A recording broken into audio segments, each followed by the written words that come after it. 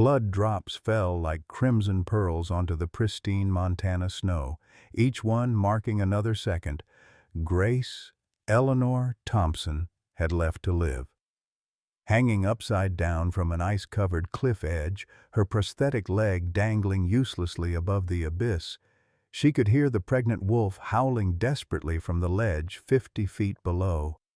The temperature had plummeted to -30 degrees. The rescue helicopter's distant whir faded as the pilot radioed the impossible news. "Cannot attempt rescue in these conditions. Storms too severe." Above the howling wind, Grace heard something that made her heart stop. The wolf wasn't just crying in pain. She was calling to Grace, trying to help the human who had risked everything to save her. As Grace's frozen fingers began to slip from the rope, she realized that what happened next would change everything the world thought it knew about wolves, courage, and the true meaning of family. Leave a like and share your thoughts in the comments along with the city you're watching from now. Let's continue with the story.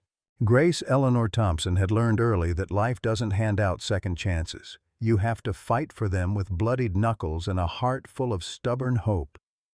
At 25, she stood barely 5 feet 3 inches tall, her auburn hair constantly escaping from ponytails, green eyes that seemed too old for her face. The prosthetic left leg, hidden beneath her hiking pants, told only part of her story. The car accident that killed her parents when she was 12 had taken more than just her family. It had stolen the carefree childhood every kid deserved. The twisted metal and shattered glass left her with a mangled leg, and a stepfather who saw her disability as an excuse for his rage. For 6 years, she endured Marcus Sterling's fists and cruel words, counting down the days until she could escape to college. Working 3 jobs, campus librarian, restaurant server, and weekend dog walker, Grace had put herself through the University of Montana. Her studio apartment was barely larger than a closet, furnished with second-hand finds and dreams of something better. Every penny she saved went toward her graduate studies in wildlife biology, determined to prove that a girl with one real leg could climb mountains and track wolves better than any of her professors. The only constant in Grace's fractured world was her grandmother, Dorothy Dot Thompson. At 82, Grandma Dot remained sharp as a winter wind, though her body had grown frail in the sterile confines of Sunset Manor nursing home. The other residents often whispered about the mysterious woman who spoke in riddles about wolves and carried photographs from Vietnam in her worn leather wallet. Dot had served as a field nurse during the war, saving over 200 soldiers in conditions that would break most people. She rarely spoke of those days, but sometimes, late at night when Grace visited, her grandmother would stare out the window and whisper strange stories about wolves that guided lost soldiers through the jungle, about ancient connections between humans and wild creatures that city folks had forgotten. The old woman lived alone, rarely visited by family except for Grace's weekly trips. What nobody knew, not even Grace, was that Dorothy Thompson was worth $50 million, inherited from her late husband's technology patents. She had chosen to live modestly, testing whether anyone would love her for who she was, not what she owned. Now, on December 23rd, Grace found herself 40 miles deep in Glacier National Park, pursuing her thesis research on wolf pack behavior during extreme weather conditions. The remote research station felt like the edge of the world, surrounded by peaks that scraped the belly of storm clouds. Record-breaking cold had settled over Montana like a curse, and blizzard warnings painted the sky an ominous gray. Grace's mission was simple: prove herself worthy of the academic respect that seemed reserved for men twice her age. What she didn't expect was to discover that some bonds transcend species and that the courage to save a life sometimes means risking everything you've worked for. The morning of December 23rd dawned crystal clear and brutally cold, the kind of day that made your breath freeze before it left your lungs. Grace adjusted her backpack straps, checking her equipment one final time, camera traps, GPS tracking devices, emergency flares, and enough survival gear for a 48-hour solo research expedition. The university's policy strictly forbade students from conducting fieldwork alone, especially during extreme weather conditions. But Grace had learned long ago that rules were often obstacles disguised as protection. Her thesis advisor, Dr. Harrison Coldwell III, had made his position clear during their last heated discussion. "Miss Thompson, wolf research requires objective observation, not emotional interference. These animals are dangerous predators, not subjects for misguided sympathy." The word still stung, particularly coming from a man whose face bore 3 parallel scars from his left temple to his jaw, a childhood reminder of why he'd dedicated his career to studying predator behavior from a safe, clinical distance. But Grace needed this research. Her future depended on proving that wolves exhibited complex social behaviors during environmental stress, behaviors that could revolutionize wildlife management policies. More importantly, she needed to prove herself worthy of respect in a field dominated by men who saw her prosthetic leg as a liability rather than evidence of her determination to overcome obstacles.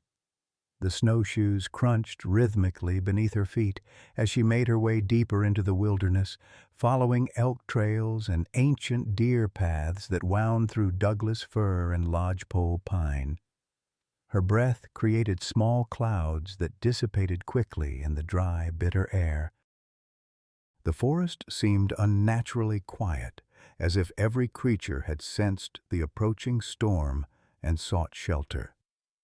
It was 2:30 p.m. when Grace first heard the sound that would change everything, a low, mournful howling that seemed to rise from the earth itself.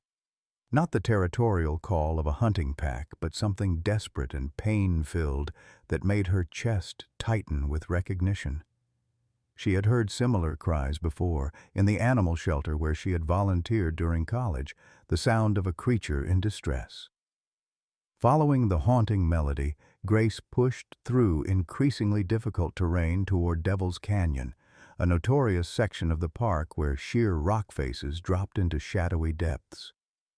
The howling grew stronger, more urgent, punctuated by periods of exhausted silence that worried her more than the cries themselves. At the canyon's edge, Grace dropped to her stomach and crawled forward, peering over the precipice.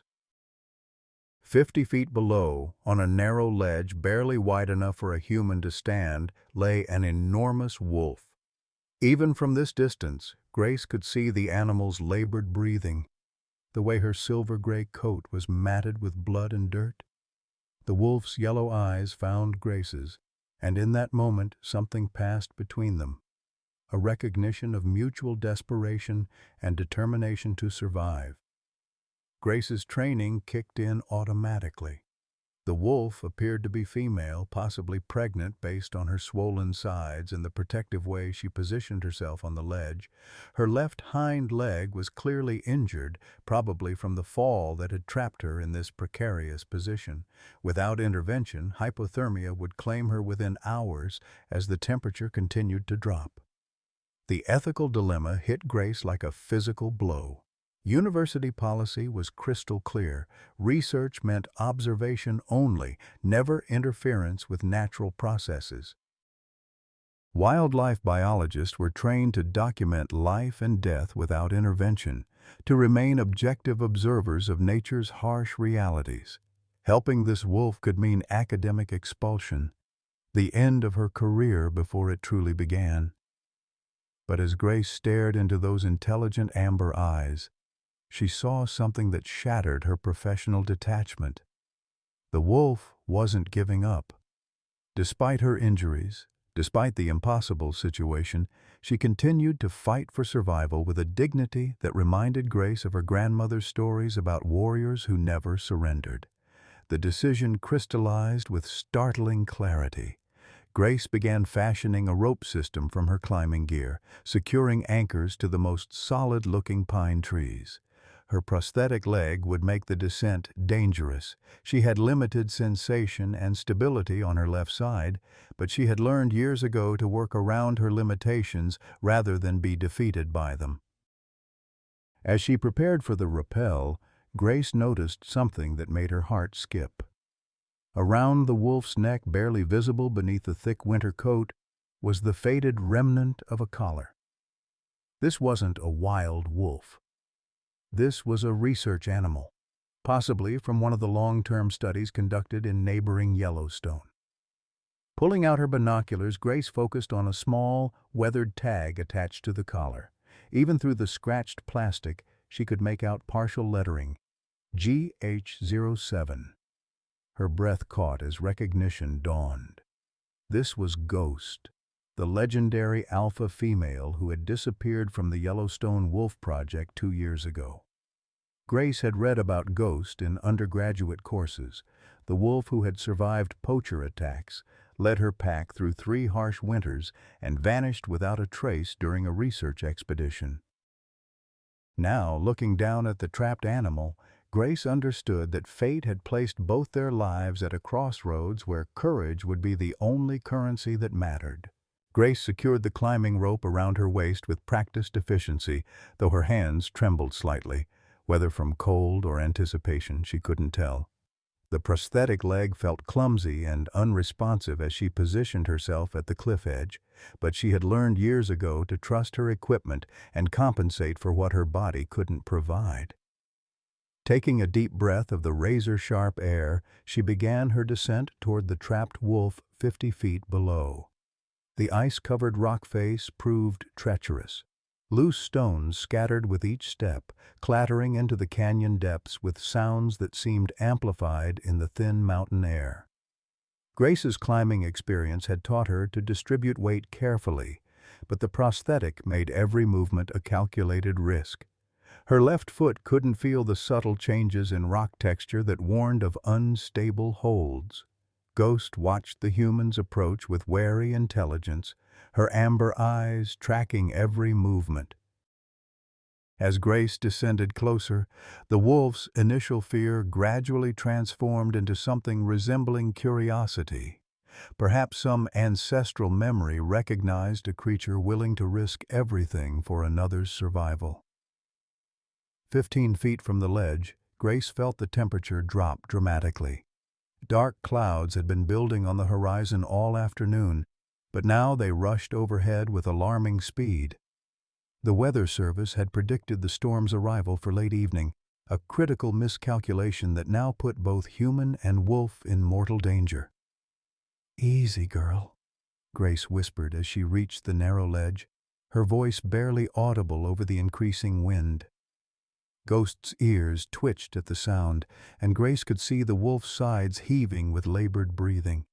Up close, the animal's condition was worse than she had feared.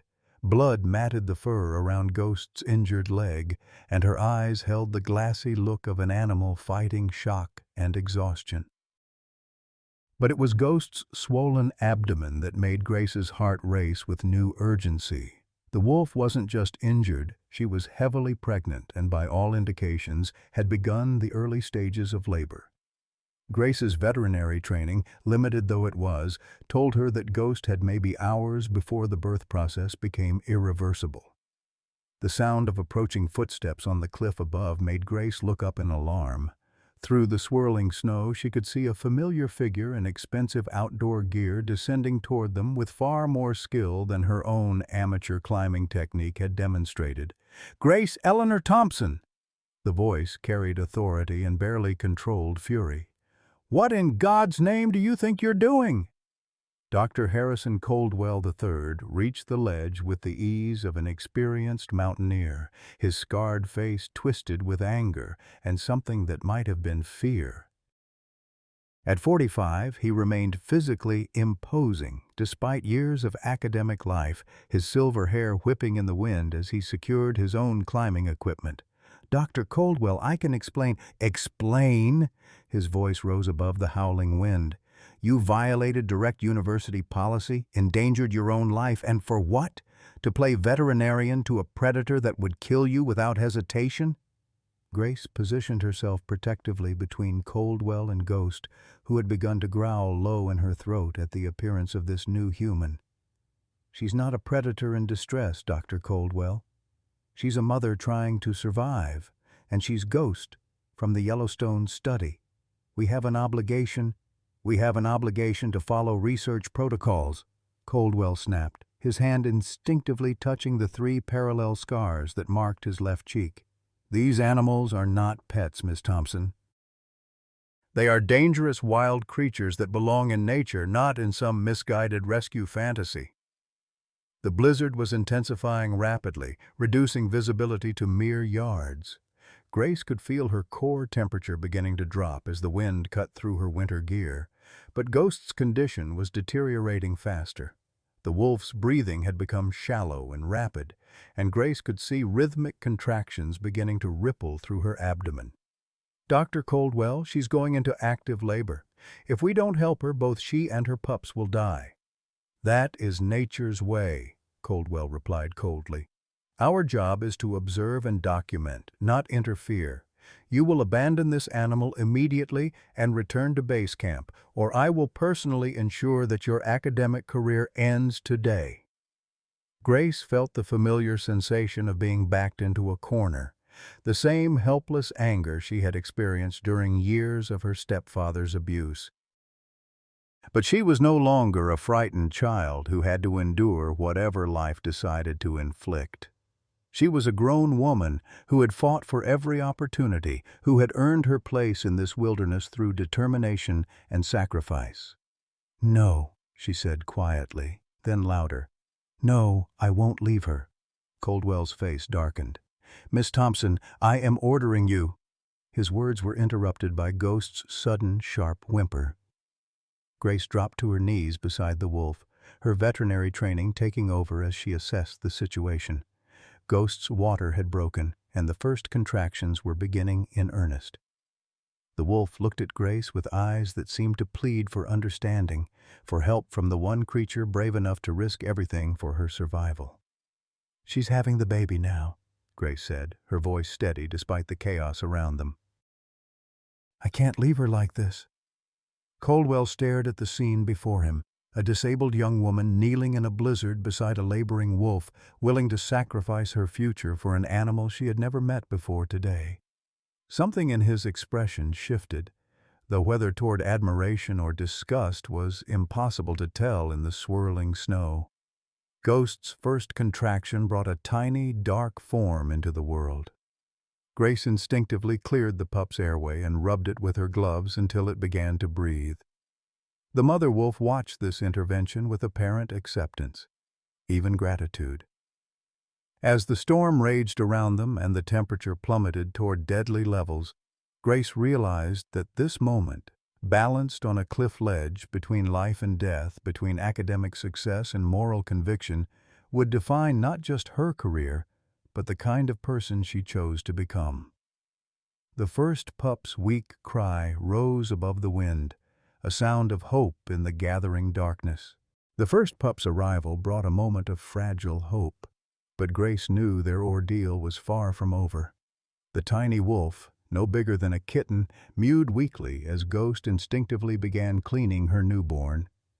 Grace used her backpack and winter coat to create a windbreak around the small family, though the makeshift shelter offered little protection against the ferocious blizzard that now raged with the fury of nature unleashed. The thermometer clipped to Grace's pack read -35 degrees Fahrenheit, and the wind chill pushed the effective temperature even lower. Her fingers, despite the insulated gloves, had begun to lose sensation. Every breath burned her lungs, and she could feel the early warning signs of hypothermia creeping through her body, the subtle confusion, the paradoxical feeling of warmth that preceded dangerous core temperature loss. Dr. Coldwell watched this scene with increasing internal conflict.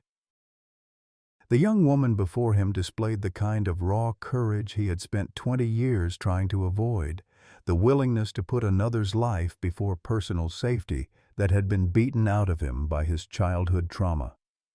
When he was 8 years old, a rabid wolf had attacked him during a family camping trip, leaving the scars that marked his face and his psyche.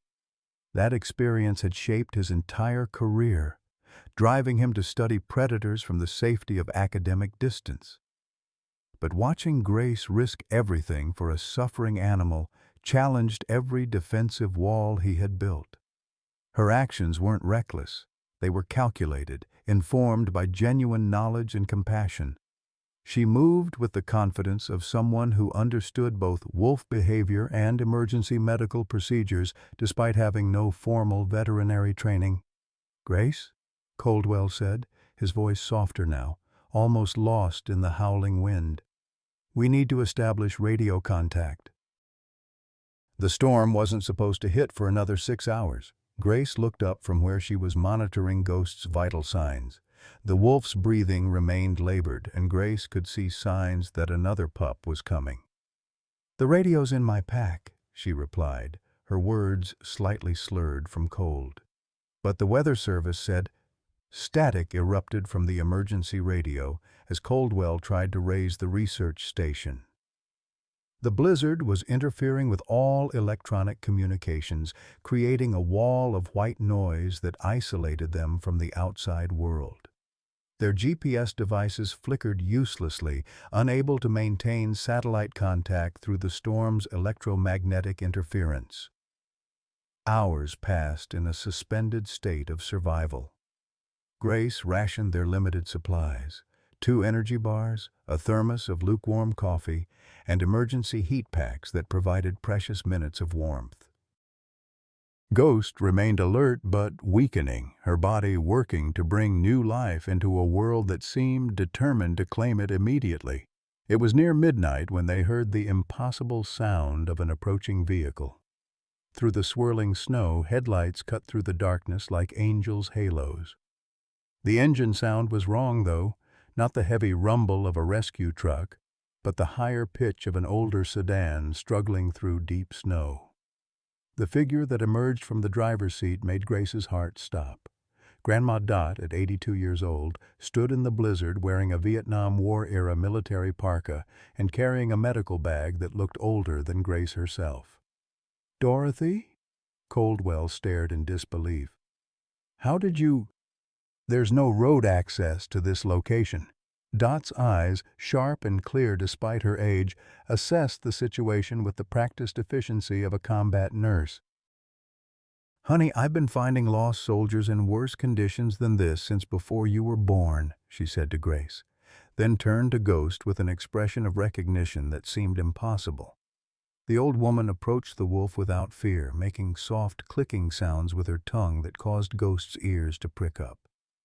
To everyone's amazement, the wolf responded with a low whine that almost sounded like recognition. "Grandma Dot, how did you know we were here?" Grace asked, her voice weak from cold and exhaustion. "Child, I've been dreaming about wolves for 3 days straight," Dot replied, kneeling beside Ghost with surprising agility. "In Vietnam, the locals told us stories about wolves that guided lost souls home. Took me 50 years to understand they weren't just stories." Before anyone could process this revelation, Ghost's second labor began in earnest. This birth proved more difficult than the first. The pup was larger, positioned awkwardly, and Ghost was rapidly losing strength. Grace found herself performing emergency veterinary procedures she had only read about, guided by Dot's steady voice and decades of medical experience. "Easy, girl," Grace whispered to Ghost, her hands working to reposition the struggling pup. "We're going to get through this together." The second pup finally emerged, but unlike his sibling, he wasn't breathing. Grace worked frantically to clear his airway, while Dot provided chest compressions with gentle fingers. For terrifying minutes, the tiny form remained motionless. Then, just as despair settled over the group, the pup gasped and began to breathe. Ghost looked at Grace with eyes that held unmistakable gratitude. The wolf's tongue briefly touched Grace's hand, a gesture of trust that would have been impossible under normal circumstances. It was then that the sound of additional vehicles reached them.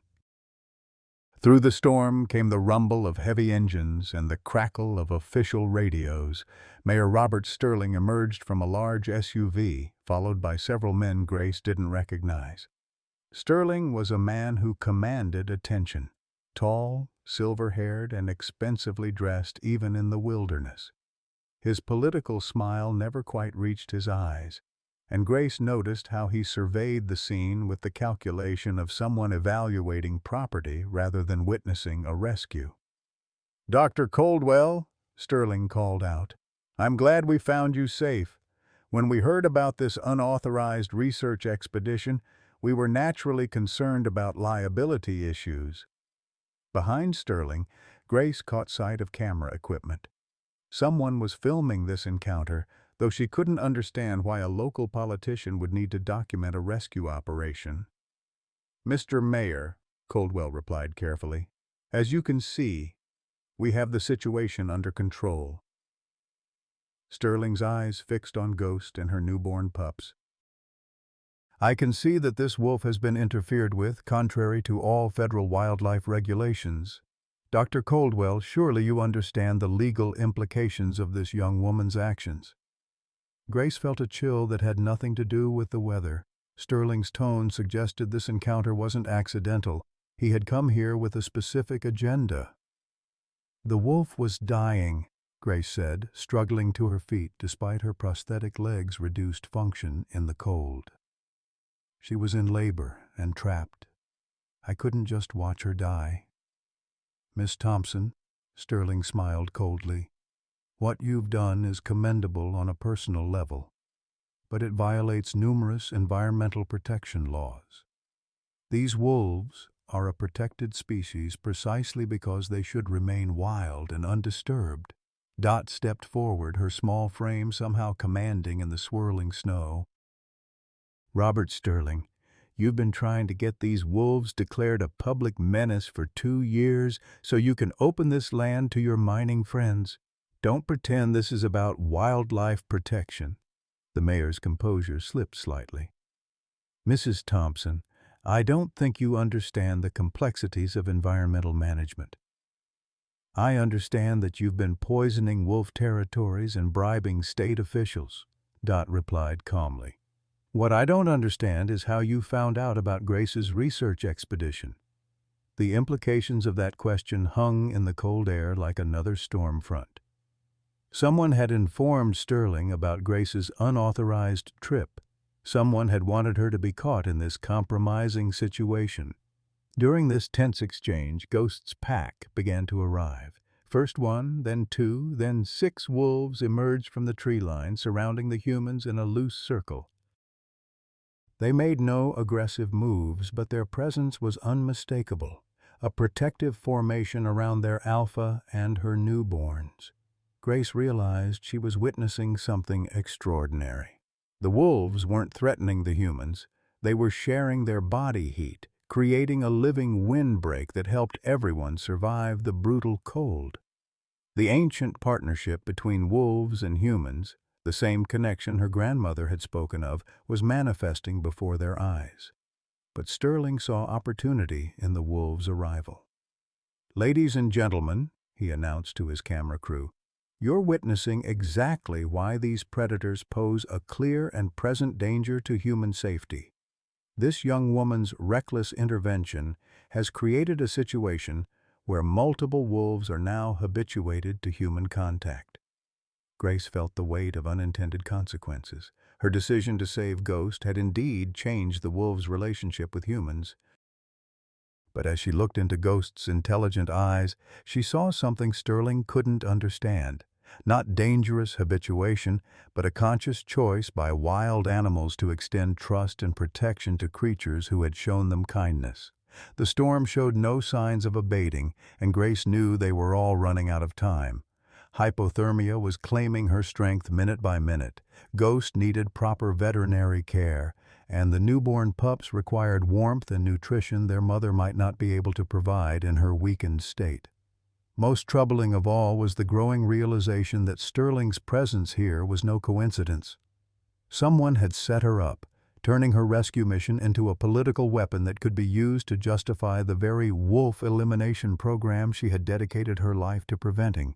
The storm that had been building throughout the evening suddenly exploded into fury that defied all weather predictions.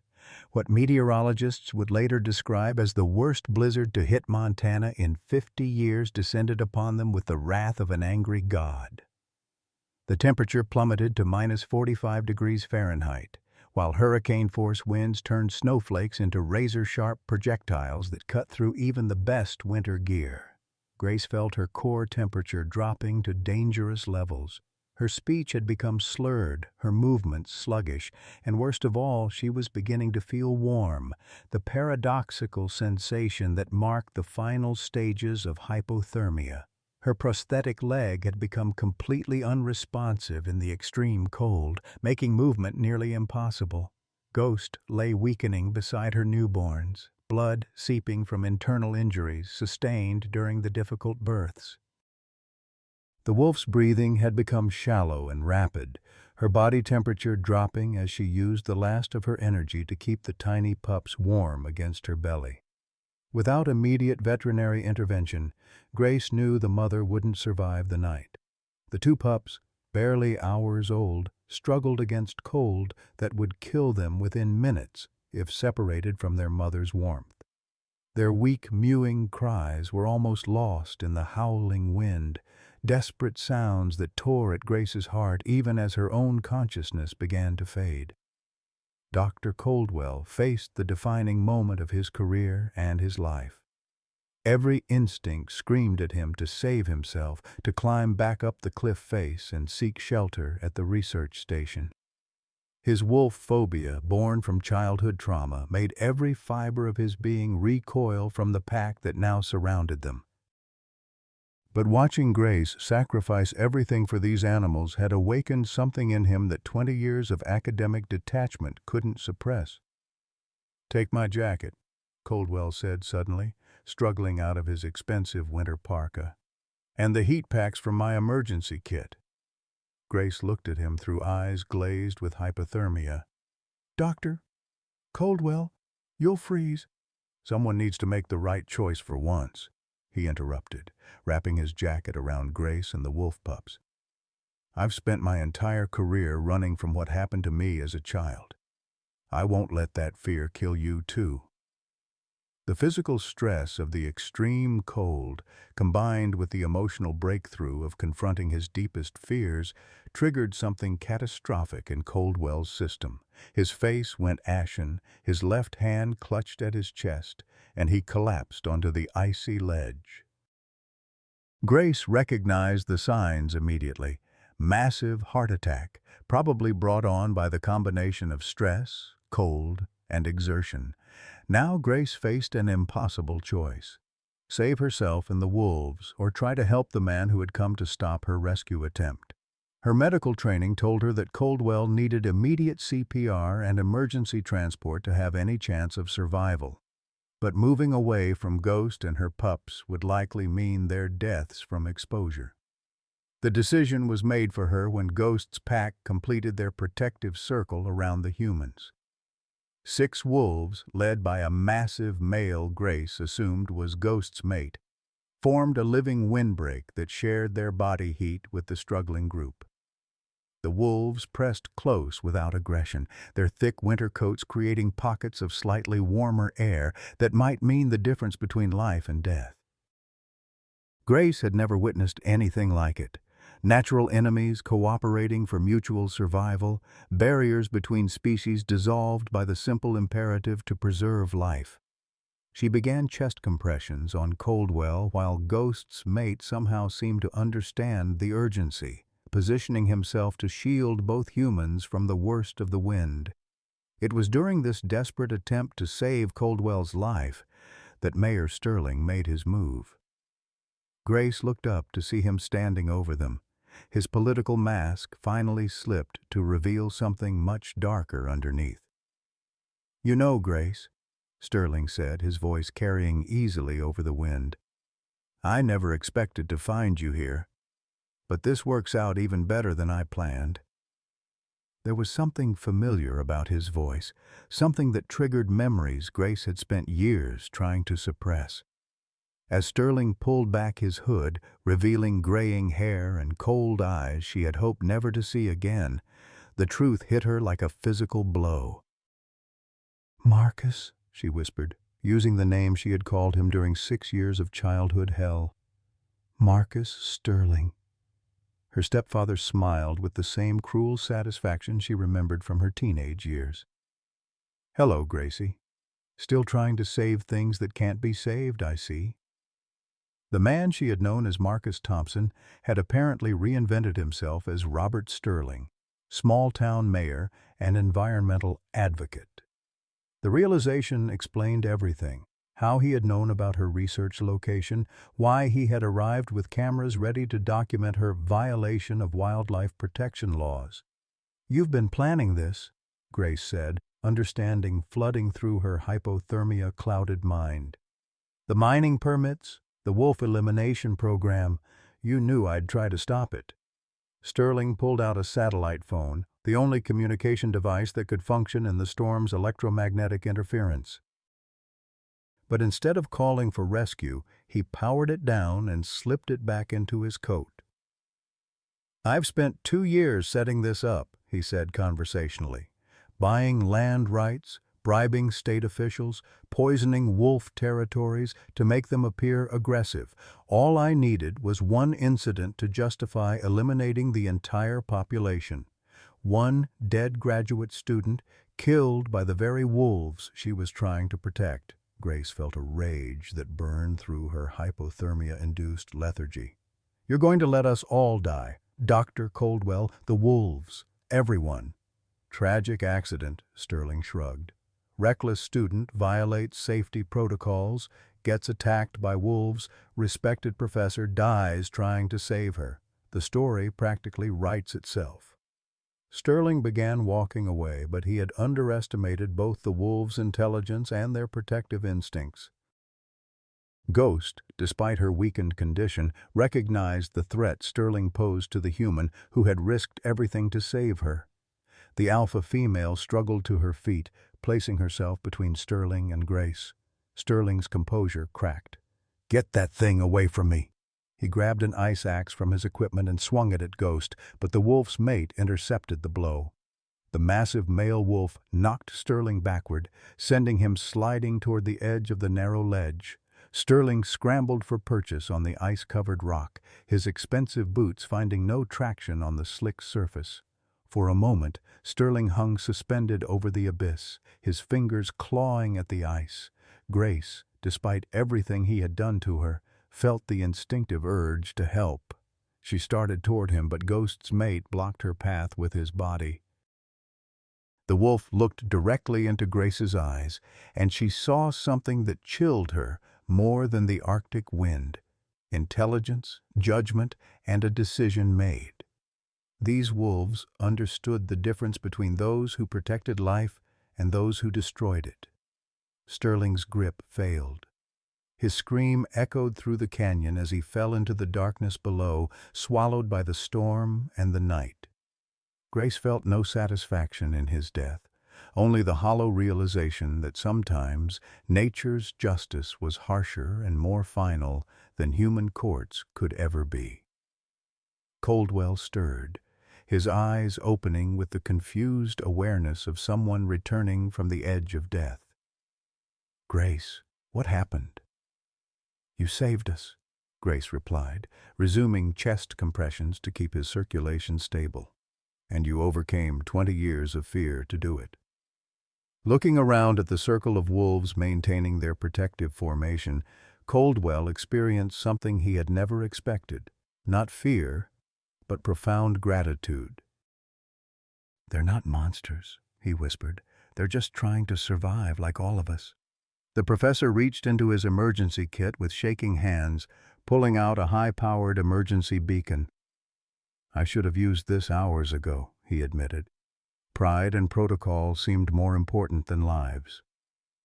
As the beacon's signal cut through the storm's interference, Grace felt the first stirring of hope. Ghost's pups were still alive, their mother was stable, and somewhere in the wilderness, rescue teams would be mobilizing to reach them. The wolves maintained their vigil through the long night, sharing their warmth and protection with the humans who had chosen compassion over convention. When the first rescue helicopter appeared at dawn, its crew found a scene they would never forget. Wolves and humans huddled together for survival, barriers between species dissolved by the simple recognition that all life has value. Grace's last clear memory before the medical team reached them was Ghost's tongue gently licking her hand, a gesture of gratitude that transcended all the boundaries humans had drawn between wild and domestic, predator and protector, us and them. The dawn that should have brought salvation instead delivered the cruelest blow yet. Grace's body, pushed beyond all human limits by hypothermia and exhaustion, simply shut down. Her breathing became so shallow it was barely perceptible, her pulse so weak that Dr. Coldwell couldn't find it with his frozen fingers. The young woman who had risked everything to save a wolf family appeared to have paid the ultimate price for her compassion. Coldwell, despite his own cardiac episode, crawled to Grace's motionless form and began CPR with hands that shook from both cold and renewed chest pain. Each compression sent lightning bolts of agony through his damaged heart. But he refused to stop. The irony wasn't lost on him. The professor, who had built his career on emotional detachment, was now fighting desperately to save the student whose empathy he had once scorned. Ghost seemed to understand the gravity of the situation. The wolf mother, despite her own critical condition, crawled closer to Grace's body and began licking the young woman's face with long, deliberate strokes. Whether driven by instinct or intelligence, Ghost appeared to be trying to stimulate circulation in the unconscious human who had delivered her pups. But even as Coldwell worked to revive Grace, another tragedy unfolded. The smaller of Ghost's two pups, the one who had struggled to breathe from the moment of birth, went completely still. The tiny creature's weak heartbeat simply stopped, his miniature body unable to fight the combination of cold and the genetic complications that sometimes claimed wolf pups in the wild.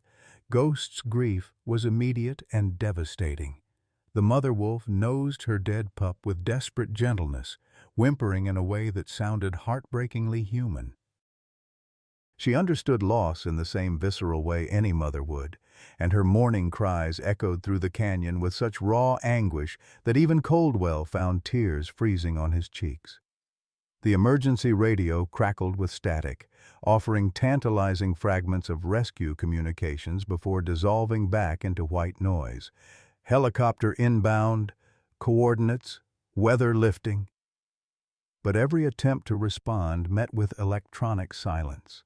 Their GPS devices had long since failed in the extreme cold, leaving their exact location unknown to rescue teams working frantically to reach them. The sound of rotors appeared twice during those dark hours, distant mechanical angels that filled their hearts with hope before fading away again. The rescue helicopter pilots could hear their emergency beacon, but landing in the continuing blizzard would be suicide. They circled helplessly overhead, their presence a cruel reminder of salvation just beyond reach. Grandma Dot worked over Grace with the methodical precision of a combat medic, drawing on skills she hadn't used since the rice paddies of Vietnam 50 years earlier. She performed mouth-to-mouth resuscitation, chest compressions, and every hypothermia revival technique the military had taught her during the war. "Come on, honey," Dot whispered between breaths. "You don't get to quit on me now. Not when you've shown these wolves what real courage looks like." It was during one of these revival attempts that Dot began speaking in sounds Grace had never heard before. Low growls, whimpers, and clicking noises that seemed to have meaning. To Coldwell's amazement, Ghost responded to these vocalizations, lifting her head and answering with similar sounds. "How do you know how to speak to her?" Coldwell asked, his professional curiosity surviving even in their desperate circumstances. Dot's hands never stopped working on Grace as she answered. 1968, near the Cambodian border.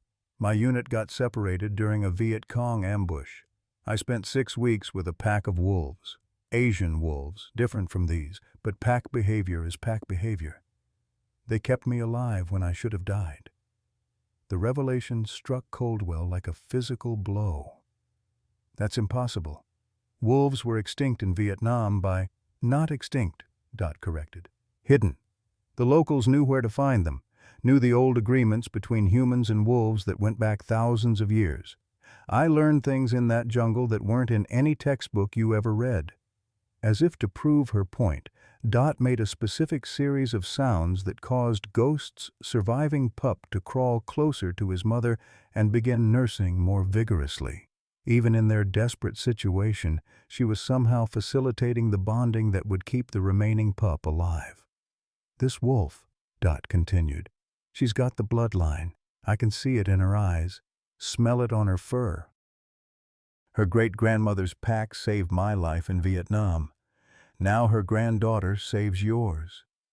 Coldwell struggled to process this information through his own failing faculties. The second heart attack, brought on by stress and extreme cold, was affecting his cognitive function. He could feel his left side going numb, his speech beginning to slur, clear signs of stroke complications that would require immediate medical intervention to prevent permanent damage. But even as his own health deteriorated, the professor experienced something unprecedented. For the first time in 20 years, he wasn't afraid of the wolves surrounding them. Instead, he felt grateful. These animals could have abandoned the struggling humans and saved themselves. Instead, they had chosen to stay, to share their body heat and protection with creatures who had once been their enemies. The legal implications of their situation began to sink in even through their medical crises.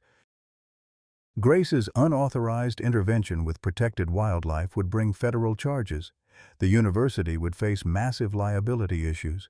Coldwell's own career would likely end in disgrace for allowing, even inadvertently, such a breach of research protocols. But worse than professional consequences was the growing realization of what Marcus Sterling had set in motion before his death. His camera crew had captured everything: Grace's violation of wildlife protection laws, the wolves' apparent aggressive behavior around humans, and most damaging of all, the death of their leader during a wolf encounter. Sterling's posthumous lawsuit, filed through his corporate attorneys, painted Grace as a reckless environmental terrorist whose actions had endangered public safety. The mining company behind his wolf elimination scheme had unlimited resources to fight the legal battle, while Grace faced potential prison time and financial ruin. The media narrative was already being shaped by Sterling's final interviews, recorded before he came to the canyon. Footage of Grace interfering with nature would be edited to support claims that environmental extremists posed a danger to both wildlife and humans. The fact that Sterling had orchestrated the entire situation would be buried under corporate legal power and political influence. Governor Patricia Hawkins, facing pressure from mining lobbies and agricultural interests, announced plans for emergency legislation that would expand wolf hunting quotas and reduce protected habitat designations. Sterling's death was being portrayed as a tragic example of what happened when misguided animal rights activists put predators before people.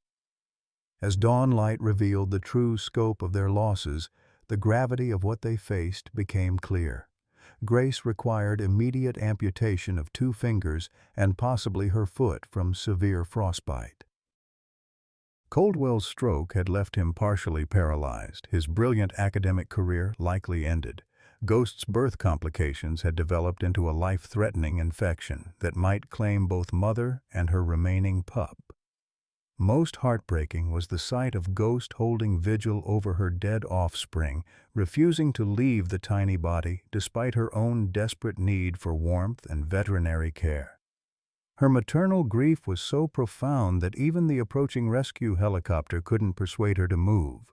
When the medical team finally reached them, they found a scene that challenged every assumption about predator-prey relationships.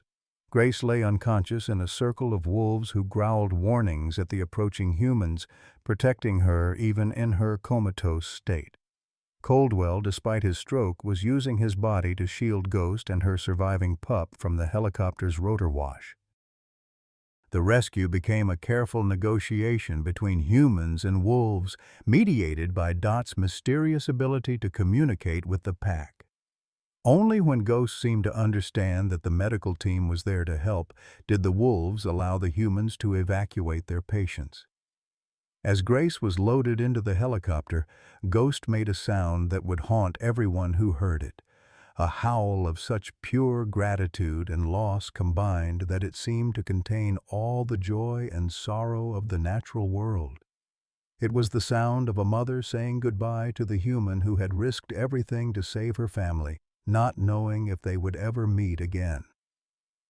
The helicopter lifted off into uncertain skies, carrying survivors whose lives had been forever changed by their encounter with creatures they had once misunderstood, toward a world that might never understand what they had shared on that frozen cliff. 3 weeks after the rescue, Grace awakened in Billings General Hospital to a world she no longer recognized. The sterile white room was filled with flowers, cards, and gifts from strangers around the globe, but it was the sight of Grandma Dot sitting beside her bed that brought tears to her eyes. The old woman looked exactly the same, yet somehow completely different. Her posture straighter, her clothing expensive, her entire demeanor radiating a quiet authority Grace had never noticed before. "Grandma Dot?" Grace's voice came out as a whisper, her throat still raw from the breathing tube that had kept her alive during the worst of her recovery. "Hello, honey." Dot smiled, but there was something in her eyes, a weight of secrets finally ready to be shared. "We need to talk about some things while you get your strength back." The first revelation came gently, almost casually, as Dot helped Grace sip water. "You know, sweetheart, I never told you much about your grandfather's work. He was quite the inventor, held patents on 17 different medical devices, including the artificial heart valve they use in most cardiac surgeries today." Grace blinked slowly, still processing information through her medication-clouded mind. "Grandpa was an inventor? Made us quite wealthy, actually," Dot continued. $50 million, give or take a few million depending on the stock market. I've been living in that nursing home by choice, not necessity, wanted to see who would still love an old woman when they thought she had nothing to offer.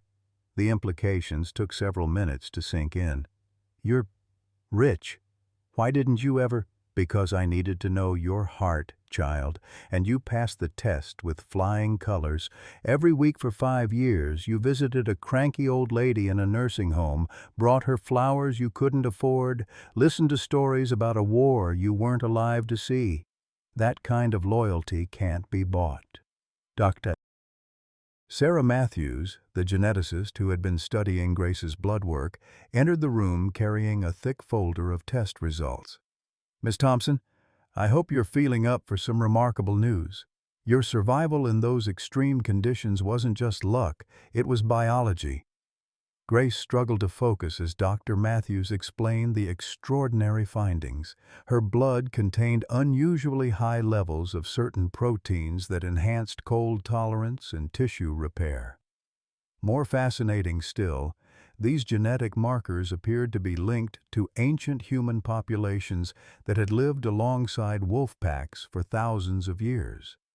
What we're seeing suggests that your ancestors developed symbiotic relationships with wolves so deep that it actually affected human genetic expression, Dr. Matthews continued. "It's not science fiction, it's evolutionary adaptation. Your body processes stress hormones differently. Your circulation patterns mirror those of cold-adapted mammals, and your instinctive responses to animal behavior are neurologically hardwired." The genetic discovery had already attracted attention from pharmaceutical companies interested in developing treatments for hypothermia, autoimmune disorders, and genetic diseases. 3 different research firms had offered Grace and her family licensing deals worth millions of dollars for the rights to study her unique DNA sequences. But the most shocking revelation came from an unexpected source. Harrison Coldwell III, recovering from his stroke in the room next door, had requested a private meeting.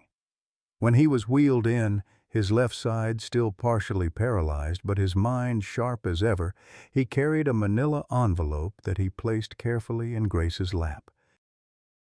"I've spent the last 3 weeks having investigators dig into Marcus Sterling's background," he said, his words slightly slurred from the stroke but perfectly comprehensible. "What they found changes everything we thought we knew about what happened on that mountain." The documents revealed a web of corruption that stretched from local politics to federal agencies. Sterling had been systematically poisoning wolf territories for 2 years, using illegal chemicals that made the animals appear aggressive and unpredictable. He had bribed state wildlife officials to falsify population reports, paid off environmental inspectors to ignore evidence of habitat destruction, and orchestrated a media campaign to vilify wolf conservation efforts. Most damning of all were recordings found on Sterling's personal computer, conversations with mining company executives planning to eliminate the entire regional wolf population to clear land for a massive copper extraction operation worth hundreds of millions of dollars. "The FBI has opened a federal investigation," Coldwell continued. "Sterling's death is being treated as the result of his own criminal conspiracy, not as a wolf attack. Every official he bribed is facing federal charges, and the mining contracts are being nullified." But the biggest shock was yet to come.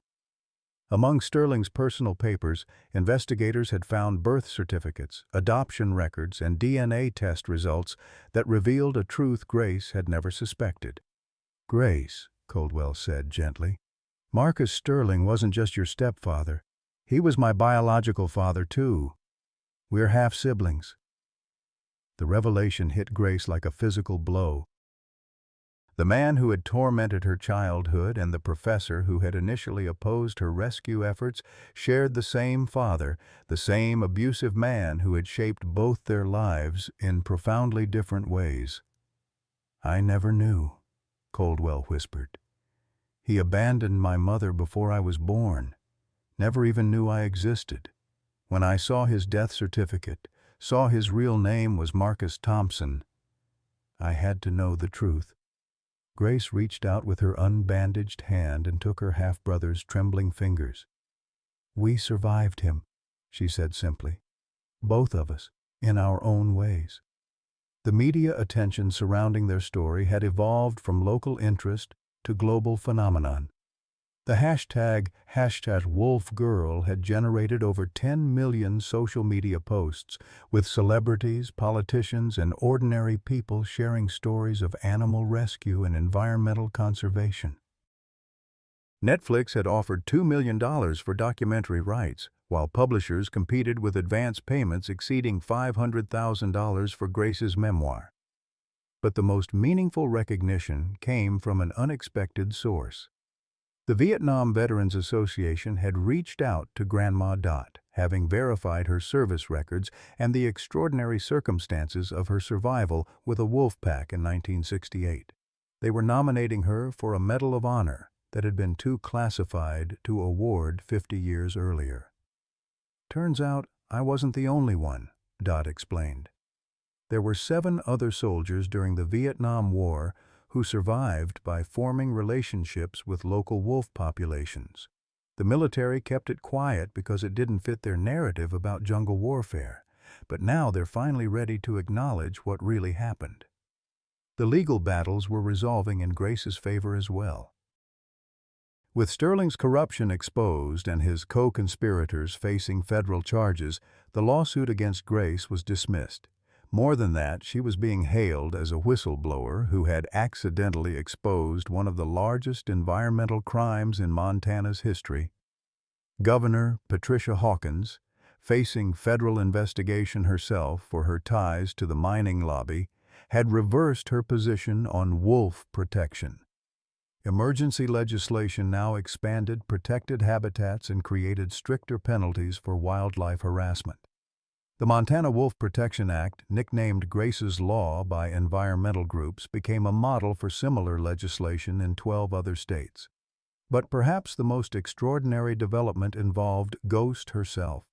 The alpha female had not only survived her injuries, but had been reunited with her pack in a protected wildlife sanctuary, established with Dot's donation of her entire 50,000-acre property. Wildlife cameras revealed that Ghost's surviving pup was thriving, and the pack had welcomed 3 other wolves rescued from Sterling's poisoning campaign.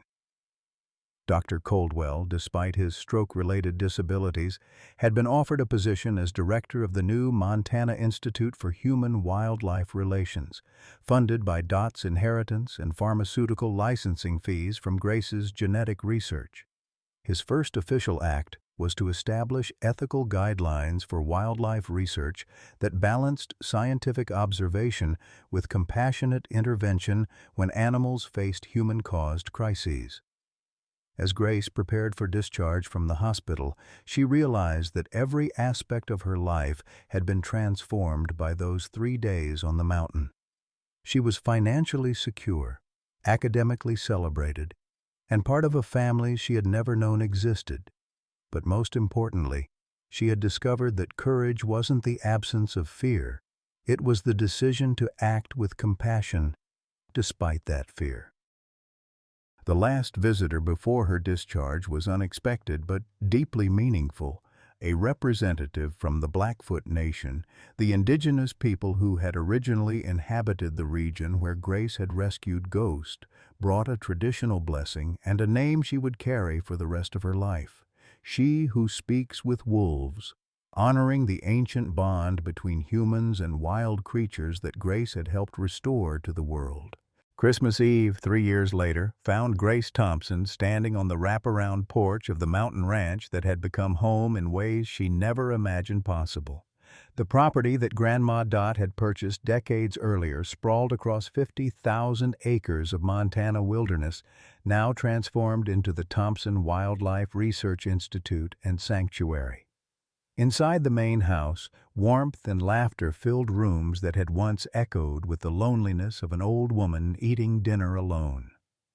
Harrison Coldwell, Grace now called him Harry, the brother she'd never known she needed, was helping prepare Christmas dinner while his fiancée, veterinarian Dr. Lisa Chen, monitored the vitals of 3 wolf pups in the makeshift nursery they'd established in the sunroom. At 85, Grandma Dot moved more slowly, but with purpose that belied her age. She had become the unofficial grandmother to every rescued animal on the property, speaking to wolves, bears, and mountain lions in the strange mixture of sounds and gestures she'd learned in the jungles of Vietnam half a century earlier. Grace's own transformation was evident in every aspect of her life.